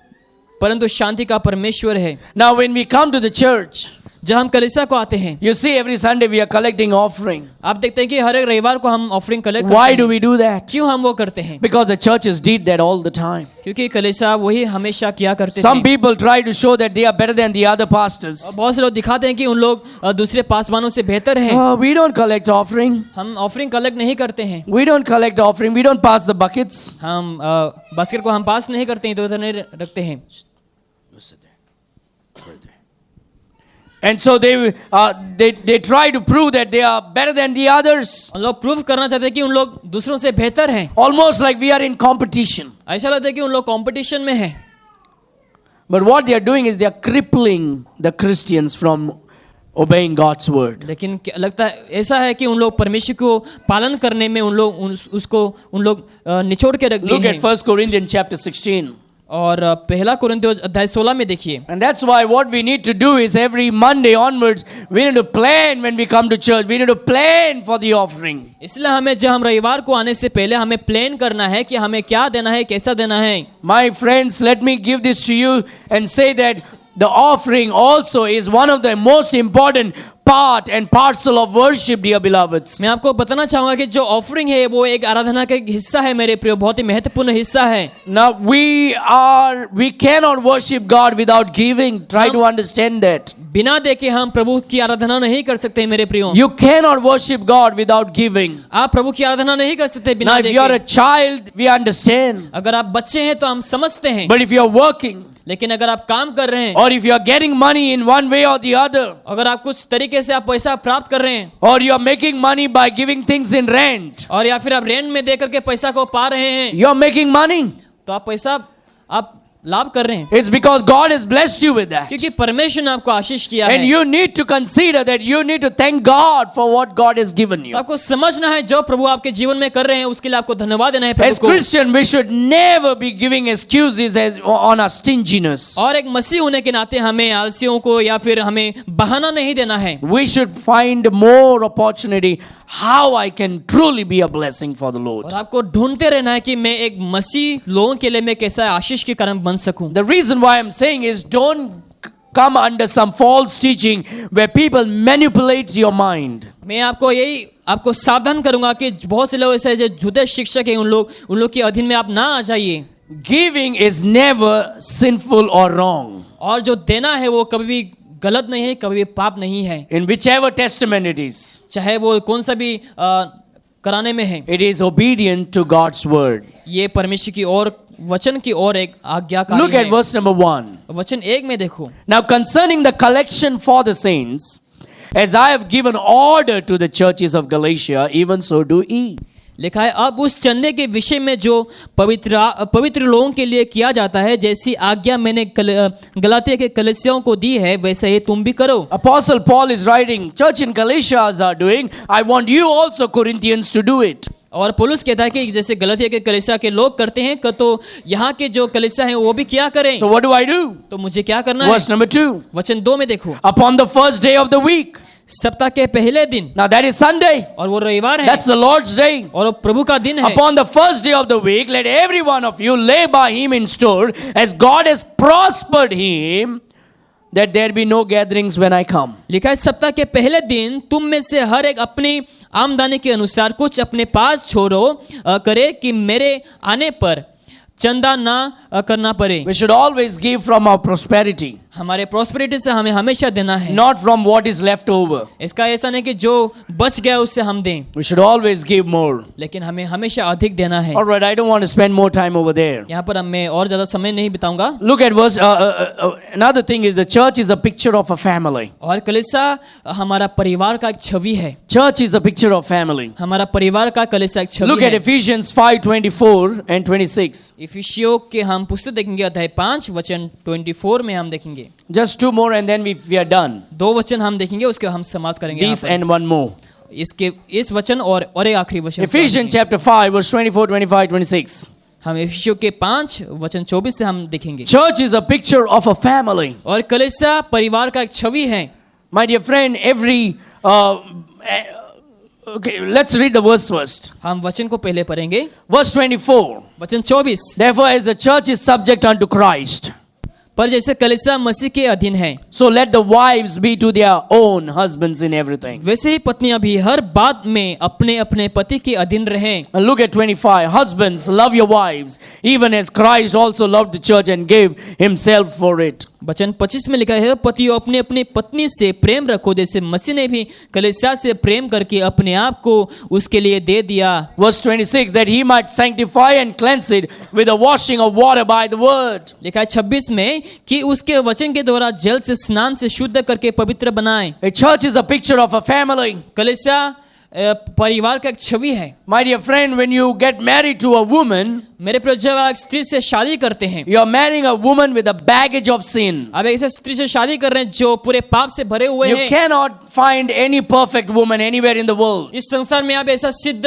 स्त्री को आप नहीं पा सकते हैं, She is coming with a baggage of sin. और वो पूरे पाप का बोझ को लेकर के आते हैं। Now, I'm not saying she's a very sinful woman who has been doing a lot of sin. I'm saying she has a baggage of sin. मैं नहीं कह रहा हूँ कि वो बहुत ही ज्यादा पापी है, वो हमेशा पाप करती है। मैं कह रहा हूँ कि वो पाप को लेकर के आया हुआ है। And so you are as a man. तो आप भी एक व्यक्ति होने के नाते आप भी पापी हैं। And but when you get married, don't find that you'll get somebody perfect. तो जब आप शादी करते हैं, ऐसा मत सोचो कि आपको एक सिद्ध स्त्री मिलेंगे। Or if you're married, you might have found that out already.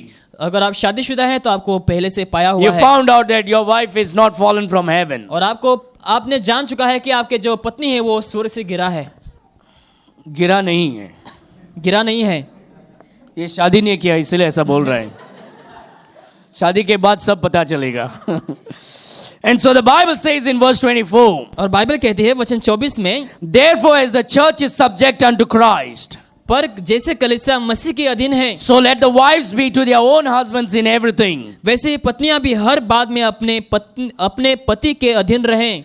Because the husband's job is to protect you, क्योंकि पति का जो काम है वो आपको रक्षा to करना, help you to become more like Christ. आपको मदद करना कि आप और भी मसीह जैसा बन Now, सके। how can husband do that? कैसे पति वो कर सकता है? The Bible tells in verse 25 to the husband, वचन बताते हैं कि पतियों से, husband, love your wives, हे पतियों अपनी पत्नी से प्रेम रखो, even as Christ also loved the church. जैसे मसीह ने भी कलीसिया से प्रेम करके। Now that is difficult. और वो बहुत ही डिफिकल्ट है। Because you may say, Pastor, you don't understand my wife. आप कहेंगे कि पास्टर आप नहीं जानते मेरे वाइफ के बारे में। The moment she begins to talk, man, hell breaks off. जैसे वो बात करना शुरू करते हैं वो नर्क पूरा टूट जाते हैं। You don't understand her. और आप उसको समझते नहीं हैं। And that is true. और वो एक सच है। You don't how will I understand your wife when you yourself don't understand your wife? जब आप खुद अपने पत्नी को नहीं समझते तो मैं कैसे समझूंगा? I myself don't understand my wife. मैं खुद ही अपने पत्नी को नहीं समझता हूँ। She doesn't understand me. और वो मुझे नहीं समझती है। And we are trying to understand each other some way or the other. तो हम कोशिश करें ताकि हम कुछ ना कुछ करके अपने आप को You समझ will सकें। never understand a woman. आप कभी भी उस स्त्री को नहीं समझ पाएंगे। And that's why God gave you that woman. इसलिए परमेश्वर ने उस स्त्री को आपको दिया है। Verse 25, husbands love your wives. वचन 25वां में है, पतियों अपनी पत्नी से प्रेम रखो। Love will change everything. जो प्यार है वो सब कुछ बदल देगा। Amen. आमीन। You look at your wife.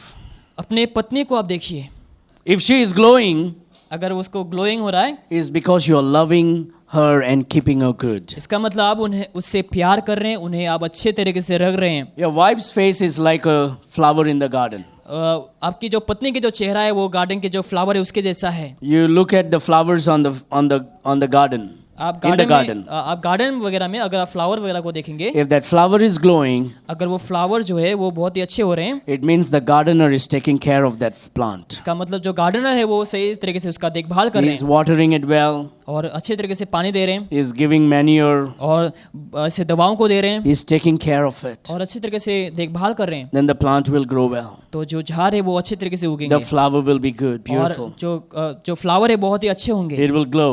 और बहुत ही खूबसूरत होंगे। But लेकिन if you ignore it, अगर आप इग्नोर करेंगे, if you don't treat it, अगर आप सही से बर्ताव नहीं that करेंगे flower goes dry. तो फ्लावर जो है सूख जाएंगे The flower will fade. और जो फ्लावर है वो नष्ट हो जाएंगे And you will see that, the glow is not there. और आप देखेंगे जो ग्लो है वो और नहीं है। You will able to understand by how she glows.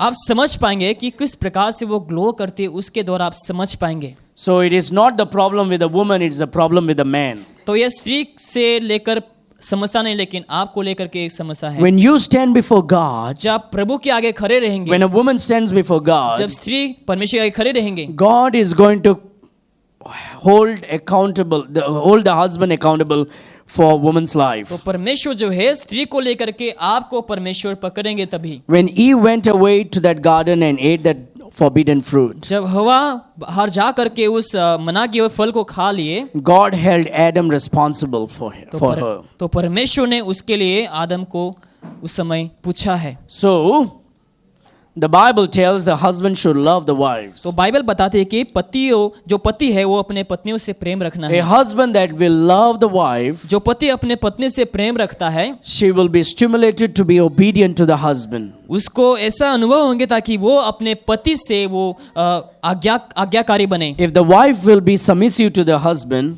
अगर जो पत्नी है वो पति के अधीन में रहे the husband will love the wife. तो पति जो है पत्नी से प्रेम रखेंगे। And both should obey what God told them to do. और जो परमेश्वर ने कहा है दोनों को पालन करना है। Now, and what the church should do is come to church, what the family should do is come to church as a family. तो कलीसिया को क्या करना है, परिवार को क्या करना है, कलीसिया में आकर के एक परिवार जैसा रहना है। Because by the preaching of God's word, क्योंकि प्रचार के द्वारा, through the teaching of God's word, परमेश्वर की शिक्षा के द्वारा through the worshiping God, और आराधना के द्वारा we are getting sanctified by the word of God. हम प्रभु के वचन के द्वारा हम हमेशा शुद्ध हो रहे हैं। Look what the Bible says in verse 26. और वचन 26वां में देखो क्या लिखा है, That he might sanctify and cleanse it with the washing of water by the word. यह कि उसके वचन के द्वारा जल के स्नान से शुद्ध करके पवित्र बनाएं। Every husband and wife with their children, family should pray regularly every night, every day, whatever time it is. हर एक पति पत्नी लोग अपने बच्चों को लेकर के परिवार में प्रार्थना करना है जो भी समय आपको There मिले। should be family prayer. और घरों में प्रार्थना का घर होना चाहिए। There should be reading of the scripture as a family. और एक परिवार में आपको बाइबल को पढ़ना है। In this way, your family will be a blessing. और उस प्रकार से आपके परिवार आशीषित होंगे। I'll tell you what your wife is. मैं आपको कहूंगा कि आपके जो पत्नी वो क्या है।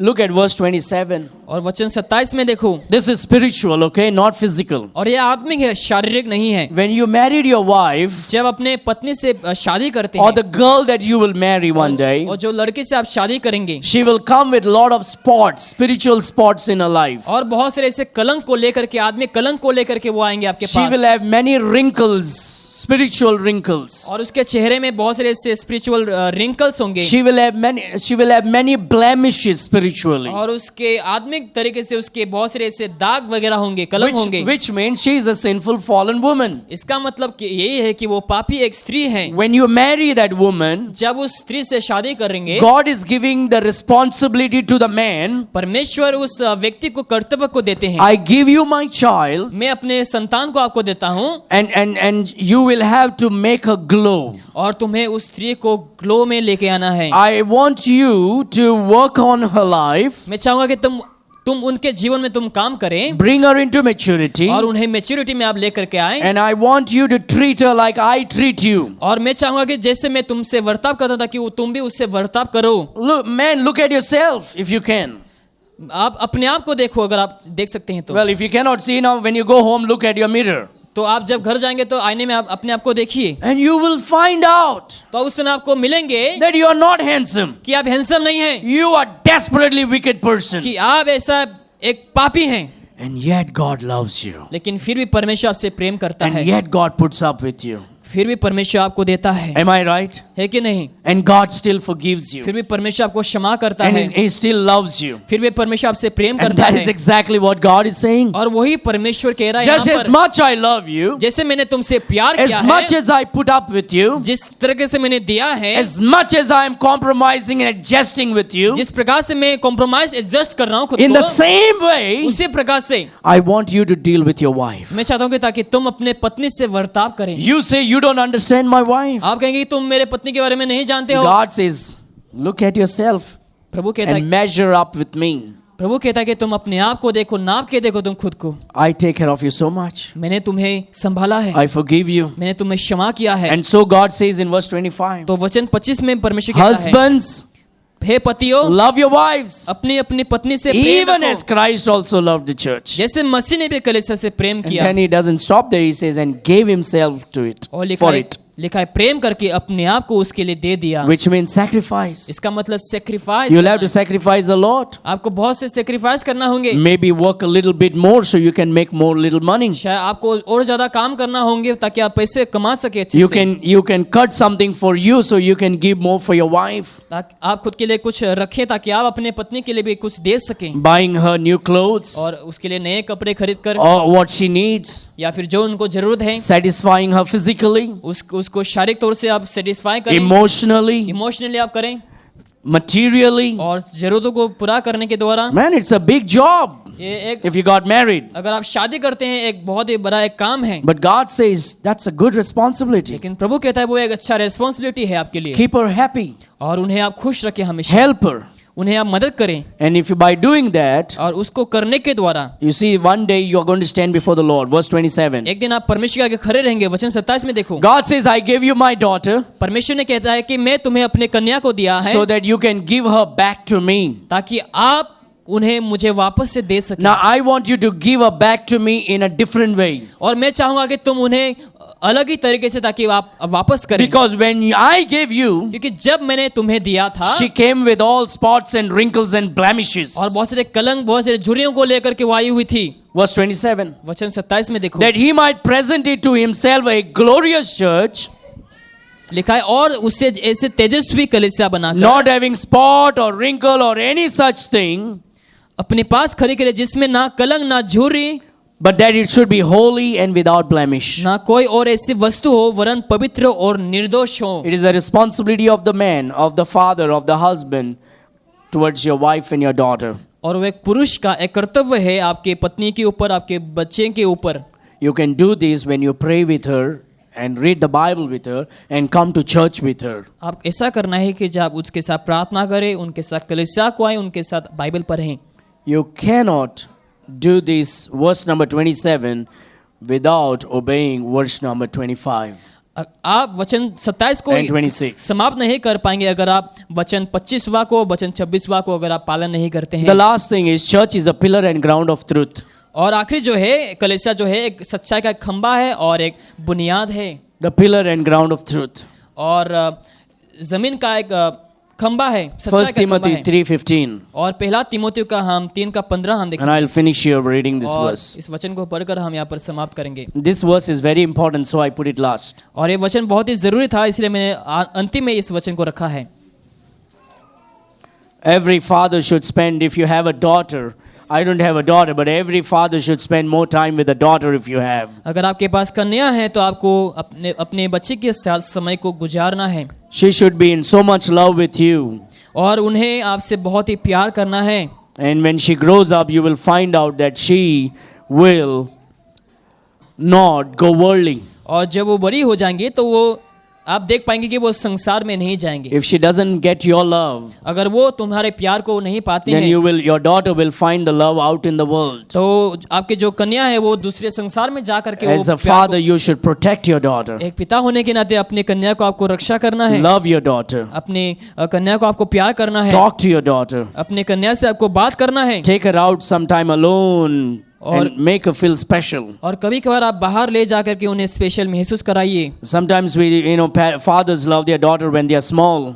और बहुत सारे समय जो है पिता जो है अपने कन्या को जब वो छोटी होती है तभी प्यार करते And हैं। what I notice, once they hit their teenage, the father distances himself from the daughters. और क्या होता है, एक टीनेज होने के बाद से क्या करते हैं, बहुत सारे पिता जो है पीछे हट जाते And हैं, that is the biggest mistake any father does. और वो एक बहुत ही बड़ी एक मिस्टेक है जो पिता करते हैं। No. You should be spending more time with your daughter. आपको अपनी कन्या के साथ समय को गुजारना है। Anyway, that is another story. And I will speak more on that maybe someday later. Let's finish it here. Church is a pillar and ground of truth. और कलीसिया जो है एक सच्चाई का खंबा है। Look at verse number 15, और वचन 1 Timothy chapter 3. पहला तीमुथियुस अध्याय 3 वचन 15 में देखो, Paul is writing to Timothy, the pastor. पौलुस यहाँ पर पासवान तीमुथियो को लिखता है। Paul is in journey. पौलुस जो है सफर कर रहे हैं इस समय, And he is writing a letter to Timothy और- under the inspiration of the Holy Spirit. पवित्र आत्मा की अगुवाई में होकर वो खत को तीमुथियुस को लिखता है। And so Paul is traveling to many different places and planting churches. और पौलुस जो है अलग अलग जगहों में जाकर कलीसिया की स्थापना And करते Paul हैं। says, if I tarry long, that thou mayest know how thou oughtest to behave thyself in the house of God, which is the church of the living God, the pillar and ground of truth. लिखा है कि यदि मेरे आने में देर हो तो तू जान ले कि परमेश्वर के घराने में जीवित परमेश्वर की कलीसिया है जो सत्य का खंबा और नींव है, कैसे वर्ताव करना चाहिए। In this world, The church is the ground and the pillar of truth, dear और इस friend. संसार में जो है कलीसिया सत्य का खंभा है और नींव है मेरे And प्रिय। as a Christians, when we come as a church, we need to behave ourselves. और जब हम कलीसिया को आते हैं मसीह होने के नाते हमें कलीसिया में अच्छा वर्ताव करना है। When people from the world will ever come to our church, they should look and say, your church is very different from the other churches. और जब बाहर से संसार के लोग आएंगे उन लोग को ऐसा जानना है कि अरे हम हमारे जो कलीसिया के लोग हैं बाकी कलीसियाओं से मतलब अलग हैं। Majority of the churches nowadays are going away into the world. ज्यादातर जो कलीसियाएं हैं इस समय क्या हो रहे हैं संसार में जा चुके हैं World has crept in. और संसार जो इन लोग कलीसिया में आ चुके हैं Churches are becoming more like a circus today. और जो कलीसिया है वो सर्कस जैसे बनते जा रहे The हैं pastors are dressing like they are going to the beach side. और पास्टर जो है वो जैसे कि उन लोग समुद्र में जा रहे हैं ऐसा उन लोग पहनते हैं। The pastors are dressing up as if like they are going for some sports. ऐसा लगता है कि पास्टर जो पहनते हैं जैसे कि उन लोग खेल के लिए जा रहे हैं बाहर। Or the church stage is almost like some bar and restaurant or a disco club. और या फिर जो कलीसिया के जो स्टेज है वो ऐसा लगता है कि बार या फिर रेस्टोरेंट जैसा लगता है। You know, the people are not being attracted by the preaching of God's word over there. और लोग वहां पर वचन के द्वारा आकर्षित नहीं होते हैं। So people are getting attracted by the lights, color and the smoke on the stage. लेकिन लोग आकर्षित होते हैं वहां पर जो स्मोक वगैरह आते हैं, लाइट्स वगैरह आते हैं, कलर वगैरह से। The church should be standing on the word of God. और कलीसिया जो है परमेश्वर के वचन में खड़े रहना है। This is the Bible says the church is the house of God. और लिखा है कि कलीसिया जो है परमेश्वर का भवन है It is a ground and pillar of truth. और ये सत्य का एक खंभा और नींव है। My dear friend, we need to learn to behave in the house of God. मेरे प्रिय हमें सीखना है कि परमेश्वर के एक भवन में हमें कैसा वर्ताव We करना need to है consider the church the most important thing in this world for us. और हमें समझना है कि संसार में सबसे अधिक महत्वपूर्ण जगह कलीसिया है। You cannot easily keep the church as a last option for you on the earth. और आप इस संसार में कलीसिया को एक आखिरी ऑप्शन के आप नहीं रख सकते हैं मेरे Church प्रियो। should be the first option, first choice. और कलीसिया आपके लिए पहला चॉइस पहला ऑप्शन होना That's चाहिए। what God says. वही परमेश्वर It's कहता a है ground and pillar of truth. और ये एक खंभा है और नींव It's है। the house of ये God. परमेश्वर का भवन है। If you could actually physically see Jesus today अगर आज आप शारीरिक तौर से अगर यीशु को देखते हैं in a particular place, और एक ऐसे जगह में where would you go? उस समय आप कहाँ जाएंगे? Imagine there is a cricket match सोचो कि यह एक क्रिकेट मैच है and your favorite player is coming there to play. और आपके जो चाहिदा जो प्लेयर है वो वहां पर खेलने के लिए आ रहे हैं And you're like, you know, man, I really wanted to meet this guy. Okay, let's Mahendra Singh Dhoni, you know, is such a great captain of India, brought World Cup for India. He's a great human being, gentleman. You know, he plays great. I want to go and see him. और आप कहेंगे महेंद्र सोनी जो धोनी है उसको मैं देखना चाहूंगा उससे मैं बात करना चाहूंगा वहां पे मैं जाना चाहूंगा But then you see, Jesus also has come to our church. और आप देखते हैं कि यीशु मसीह भी कलीसिया में आया हुआ I mean, है physically you can see Jesus. और आप शारीरिक तौर से यीशु को देख सकते हैं What will you choose? उस समय आप क्या चूज करेंगे Will you choose to go to the place where Jesus is, or you'll go to the place where Mahendra Singh Dhoni is? जहां पर यीशु मसीह उस जगह को आप चूज करेंगे या फिर जहां पर महेंद्र सिंह धोनी आया हुआ है उस जगह को चूज Honestly, करेंगे सच्चाई से आप बताइए I'll tell you what you will say. मैं आपको कहूंगा कि आप उस समय क्या चूज करेंगे Everybody in this room would say Jesus. सभी लोग इस रूम में कहेंगे कि यीशु Am I right? क्या मैं सही हूं Because you can see him. क्योंकि आप उन्हें देख सकते हैं But that same Jesus said, wherever 2 or 3 are gathered in my name, there am I. लेकिन वही यीशु कहता है जहां पर एक या दो मेरे नाम से Which इकट्ठे means he is होते हैं। right here. इसका मतलब यीशु अभी यहाँ पर है We need to treat Jesus in that manner. हमें यीशु मसीह से उस तरीके से वर्ताव करना You know है what the मेरे Bible प्रिय। says? बाइबल क्या कहते हैं बताएं Blessed are those who have not seen but yet believeth. धन्य है वो जो नहीं देखें लेकिन फिर भी विश्वास करते हैं People who have not seen Jesus physically but believe are more blessed. जो शारीरिक तौर से यीशु को नहीं देखे उन लोग धन्य हैं Church should not be the last option but the first option. कलीसिया एक आखिरी ऑप्शन नहीं बनना है लेकिन पहला ऑप्शन बनना That's the है house of God. क्योंकि ये परमेश्वर का भवन है Church is very important for you and for me on the earth हम हर एक जनों के लिए संसार में कलीसिया बहुत ही महत्वपूर्ण है because we meet Jesus. क्योंकि हम यीशु से मिलते हैं यहाँ पर We hear him talk to us. और हम सुनते हैं यहाँ पर हमसे बात करते हुए Together as a family we worship him. हम एक दूसरे मिलकर हम परिवार मिलकर हम आराधना करते You हैं know, he is God. वो परमेश्वर है He became man because of you and me. हम प्रत्येक जन के लिए वो मनुष्य बना He took our sins upon him हमारे पाप को अपने ऊपर लिया and he died on the cross of Calvary because of you and me. और कलवरी के क्रूस में वो हम प्रत्येक जनों के पाप के By लिए मरा shedding his precious blood. अपने पवित्र लहू को बहाने He के was द्वारा buried. उसको गाड़ा गया But on the third day, लेकिन तीसरा दिन में he victoriously rose और again. पूरे विजेता के साथ वो वापस जी उठा So you can have everlasting life. ताकि आपको अनंत जीवन मिल सके Let us pray. आइए हम प्रार्थना करें इस समय Father, we thank you for your word, O God. स्वर्गीय पिता, हम आपके वचन के लिए आपको धन्यवाद देते हैं इस समय। We pray that thou will bless each and every one gathered here. मैं दुआ करता हूँ ताकि यहाँ पर जो इकट्ठे हुए सबों को आशीष करिए आप। As husbands, help us to love our wives, O God. एक पति होने के नाते हमारे पत्नियों को प्यार करने के लिए मदद करिए प्रभु। Forgive them, adjust with them, compromise with them, and help them to be always loving and always glowing and always happy in life, O Father. मदद करे ताकि हम हमेशा प्यार कर सके, हमेशा उन लोगों के चेहरे में ग्लो आ सके पिता परमेश्वर, हमेशा खुश रह सके पिता And परमेश्वर। that, O God, that we may able to treat our wives just like you treat us, O God, the जैसे church. आपने हमसे वर्ताव किया है ताकि हम भी अपने पत्नियों से उसी तरीके से वर्ताव कर सके So we पिता। pray for the women, O God, that they will do the same with their husband, O Father. हम स्त्रियों के लिए भी दुआ करते हैं ताकि उन लोग भी अपने पतियों से ताकि उसी प्रकार से वर्ताव करें। We pray for the children, O Father. हम बच्चों के लिए दुआ करते हैं And as a पिता। family, help us to put the church first in our life. एक परिवार होने के नाते ताकि हमारे जीवन में ताकि हम कलीसिया को पहला स्थान दे सके Oh पिता, God, that we may consider that this is the ground and pillar of truth. ताकि हम समझ सके सत्य का खंभा और नींव है ये पिता We may परमेश्वर, not compromise or we may not put it away, O Father. ताकि हम कॉम्प्रोमाइज ना करें और दूर ना रखे पिता परमेश्वर, Oh God, but this will be the most important options for our lives. ताकि हमारे जीवन के लिए एक मुख्य ऑप्शन बन सके पिता Bless our परमेश्वर। church to be strong and healthy. हमारे कलीसिया को हेल्दी और स्ट्रांग रहने के लिए मदद करे पिता, And Lord, we know when we do your will, you will always take care of our needs. क्योंकि Oh हम God. जानते हैं अगर हम आपकी इच्छाओं का पालन करेंगे आप हमारी जरूरतों को पूरा Bless करेंगे। your children. आपके बच्चों को आशीष करें, Give them good health. उन लोगों को अच्छा स्वस्थ को दे, Keep them happy and joyful. ताकि उन लोग हमेशा खुशी रहे और Please आनंद रहे। provide all their needs, O उन लोगों Lord. की तमाम जरूरतों को आप पूरा करें पिता। We give you all the glory and honor. सारा दर महिमा आपको देते हैं पिता, In Jesus' mighty name we pray. यीशु मसीह के सामर्थ्य नाम से हम मांगते हैं, And all God's people said, आमीन।